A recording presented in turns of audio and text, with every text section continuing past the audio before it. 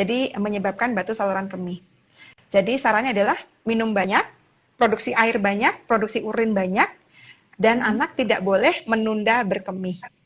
Jadi penting sekali untuk anak-anak jangan menahan berkemih. Kadang-kadang karena sibuk main gadget misalnya, atau dia sibuk, dia sibuk kemudian online belajar atau kemudian main sama teman-temannya waktu zaman sebelum pandemik itu, jadi anak tuh suka menunda berkemih. Jadi akibatnya bisa ada pengendapan. Baik, oke nih dok. Kalau misalnya gejala-gejalanya nih, apa aja sih dok yang bisa dilihat nih? Gejala-gejala untuk gangguan ginjal, nomor 1 adalah kelainan pada urin. Nomor 2 adalah bengkak. Oh, tapi kalau Mbak Shelby secara spesifik bertanya mengenai gejala-gejala batu saluran kemih ya? Oke. Jadi batu saluran kemih itu gejala nomor 1 paling sering adalah nyeri. Tapi kalau pada orang dewasa, itu nyerinya kan dia seringnya adalah nyeri pada pinggang atas ya. Nyeri pada pinggang atas, nyeri yang sangat hebat, yang sangat akut, sangat mendadak, sangat perih atau sangat menyakitkan sehingga dia bisa langsung lari tunggang langgang ke IGD gitu. Nah, kalau pada pasien anak, masalahnya seringkali nyeri ini tidak spesifik. Maksudnya adalah iya dia nyeri, tetapi lokasinya itu bisa di perut bagian bawah atau pinggang bagian bawah atau bahkan pelvis atau area kedudukan. Jadi nyeri pada anak ini bisa tidak spesifik sebagaimana pada orang dewasa. Itu gejala nomor 1-nya. Lalu gejala nomor 2-nya adalah dia bisa mengalami kencing ada darahnya atau kencingnya terlihat kemerahan. Itu biasanya terjadi kalau batunya itu menimbulkan luka pada area saluran kemih bagian dalam. Itu adalah 2 gejala yang paling sering. Gejala nomor 3 adalah infeksi saluran kemih. Infeksi saluran kemihnya bisa terjadi sekali, bisa pula berulang. Jadi itu adalah 3 gejala utama batu saluran kemih pada pasien anak, yaitu nyeri, tapi waspada bahwa nyerinya mungkin tidak spesifik sebagaimana orang dewasa. Nomor 2 adalah kencingnya berdarah. Nomor 3 adalah ISK, mungkin pula infeksi saluran kemihnya berulang.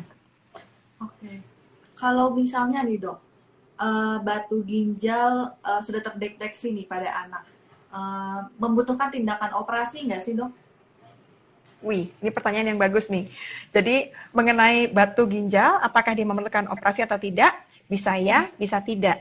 Jadi maksudnya tergantung ukurannya.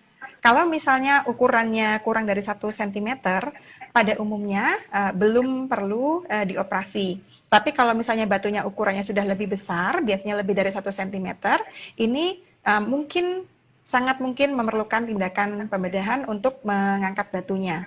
Nah, mengenai operasi pengangkatan batu ini tentu akan menjadi kompetensi atau wewenang dari bedah urologi pediatrik atau ahli bedah untuk urologi anak. Oke, berarti disesuaikan ya dengan si batu ginjal, ukuran dari si batu ginjal ini ya dok? Betul, jadi disesuaikan dengan ukuran batu ginjalnya.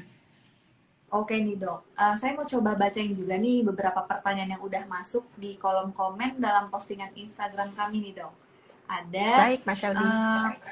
Pertanyaan pertama dari @tiariski12. Pertanyaannya, dok, untuk janin yang masih di dalam kandungan, apakah ada kemungkinan bisa terkena sakit ginjal juga? Kira-kira penyebabnya apa ya dok? Silakan. Oh ya, baik. Terima kasih atas pertanyaannya. Jadi untuk janin dalam kandungan itu penyakit ginjal bisa terjadi. Penyebabnya bisa jadi 1, memang kelainan bawaan atau kelainan kongenital, artinya dia mungkin mengalami kelainan saluran yang itu memang sudah terjadi sejak dari dalam kandungan, sehingga bisa saja terjadi kemudian nanti mungkin jumlah cairan amnionnya itu banyak dari ibunya, jadi namanya adalah polihidramnion misalnya. Nanti jadi kalau mengalami kondisi seperti ini yaitu polihidramnion karena masalah gangguan saluran pada bayi yang dikandung, maka biasanya dokter ahli kandungan SPOG-nya akan bilang, "Ibu, ini kehamilannya cairan amnionnya banyak." Ya, itu istilahnya adalah polihidramnion. Ini adalah suatu kelainan yang tidak normal. Lalu bisa juga kelainan itu karena kelainan yang diturunkan secara genetik. Yang tadi saya menyebut bahwa ini adalah kelainan yang jarang, tetapi bisa terjadi. Ini bisa juga ditandai dengan polihidramnion itu tadi. kelainan ini misalnya namanya adalah sindrom Bartter. Jadi kesimpulannya adalah pada janin dalam kandungan itu bisa terjadi gangguan ginjal. Walaupun jarang, tetapi iya bisa. Oke dok. Lanjut ke pertanyaan kedua ya dok. Ya, Ada silakan. dari Nata Direja. Pertanyaannya, apa yang harus diperhatikan agar anak tidak mengalami gangguan pada ginjal? Apakah ada faktor keturunan? Ini sudah dijawab ya tadi sama dokter. Sudah.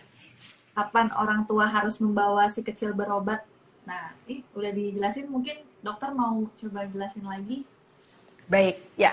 Terima kasih. Ini pertanyaan yang penting untuk jawabannya diketahui oleh orang tua. Jadi kapan kita perlu membawa anak berobat? Nah, jadi pada umumnya kita merasa semua anak kita itu baik-baik saja. Tetapi kapankah kita perlu memikirkan atau menduga bahwa anak kita mungkin mengalami kelainan ginjal?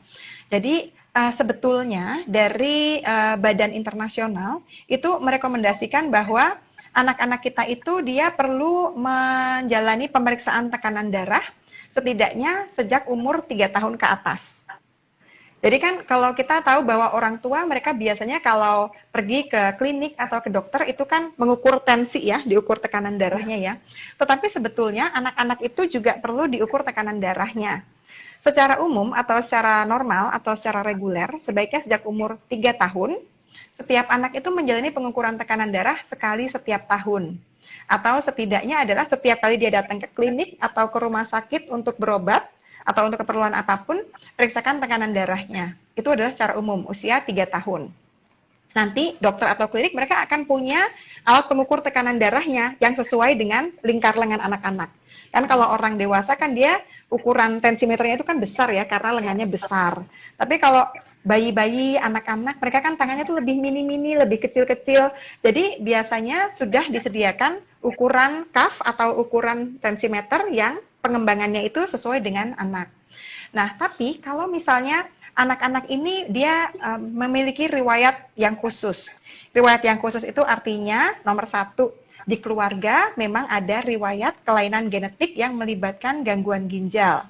Nomor 2, dia itu lahirnya prematur atau lahirnya kurang bulan atau bahkan dia lahirnya kecil masa kehamilan, artinya beratnya kecil untuk usia kehamilannya. Maka pada kondisi ini kita sudah harus waspada dengan cara mendeteksi tekanan darah bahkan jauh lebih muda daripada usia 3 tahun. Lalu selain tekanan darah, nomor 2 yang penting juga adalah melakukan pemeriksaan urinalisis. Jadi direkomendasikan sejak anak berusia 5 tahun, setidaknya sekali saja lakukan terlebih dahulu pemeriksaan urin lengkap. Jadi secara acak atau secara random, walaupun tidak ada kelainan.